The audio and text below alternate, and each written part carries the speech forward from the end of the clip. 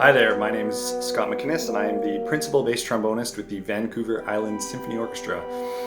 The bass trombonist is usually found lurking in the back of the orchestra, helping fill out those lush chords, adding power to magical musical moments, and of course, playing the bad guy in the movies. The one thing it's not known for, though, is its virtuosity, especially compared to that of the violin or the piano.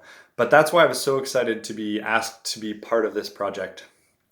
Working with a composer like Edward Top, who is extremely talented and creative, was super exciting because he also is very interested in listening to me, the soloist, and giving input into what it is that the instrument can do aside from what it's usually tasked with in the orchestra. One of the things he seemed particularly excited about was my ability to play extremely low. In fact, the notes that he wrote at the bottom of the register for the instrument in this solo are about an octave and a half lower than what I would normally be tasked to play in an orchestral setting. Challenge accepted.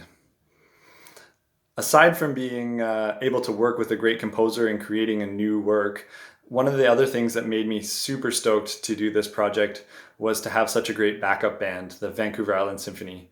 Having been a member since the fall of 2006, it was so exciting to be able to stand up in front of my colleagues and friends from such a long period of time and create music and record this brand new piece. Hi, I'm Edward Top. I'm the composer of the Concerto for Bass Trombone and Orchestra, which was recorded by the Vancouver Island Symphony and conductor Pierre Samar, and is now featuring on their latest CD.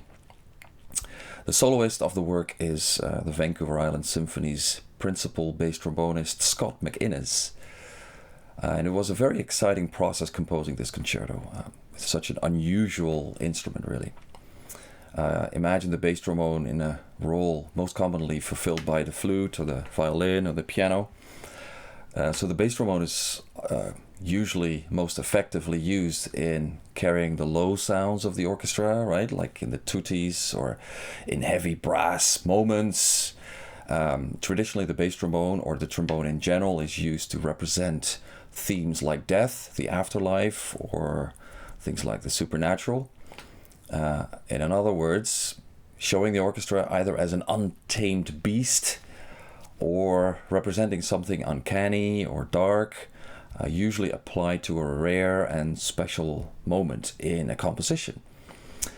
And I've taken these themes into account, so darkness and the uncanny and supernatural ideas, but it took a lot of thinking in getting under the skin of the bass trombone in front of the orchestra, like as a solo instrument. Even though this concerto uses virtuosity and very difficult passages showing off the technique of the soloist Scott MacInnes, there is also a focus on the soft and gentle character of the instrument. Scott was crucial in helping me shape this role of his instrument. We met several times and he indulged me in trying out new techniques. For example, I asked poor Scott to disconnect the tube in the back of the instrument, take it out, and therefore bypassing the bell of the instrument and creating a thinner sound for contrast with the more heavier and darker and louder sections.